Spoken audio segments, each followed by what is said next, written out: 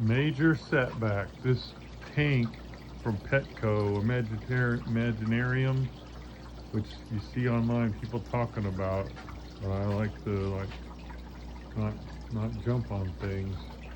Why is this tank empty? Why is there water over the floor? I don't know how long ago this happened. It couldn't have been last night. It must have been, if I'd have come down here early like I usually do, I would have caught it maybe. It's got a crack. See that crack all the way? I just put in, I was fixing to do a update, so I added 10 more pounds of sand. This didn't have enough sand to hold the plants down in, but it's got a big old crack. See, you can see the Imaginarium, whatever brand. I mean, I'm not saying the brand, like, who knows, but I don't know. This is very disappointing. Because now I gotta cut out, even if I can get it warranty at Petco, I've gotta cut out my custom glass inserts. This is the freaking expensive $100 I spent on this substrate to test it. And so I got to pull that out. It's all going to be mixed up. It's kind of going to be worthless. Oh, this is so disappointing. And we're back 8 days later. We got the twin 29s back in place. I went to Petco and exchanged. I know a lot of people would say Imaginarium should have got my money back, but these are matching 29s. The Imaginarium is a couple inches taller, the 29 gallon, than the PetSmart Aqueon. And if I'd thought about it ahead of time, whatever, but this is what I got. So replace this. Since the substrate was all mixed into a goo, I wasn't going to throw away $100 substrate. So I put the goo in the bottom. All those layers I talked about previously are now a mix.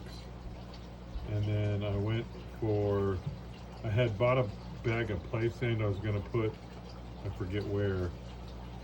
I don't normally use this tan play sand, but I had the bag. I'm like, I got to put something on top because that expensive aqua soil, plants won't stay in it. And the sand that I added was all mixed up in it, so I added this layer of play sand. Got a temporary filter floss power head thing going there to get the laterite out of the water. So it's getting there.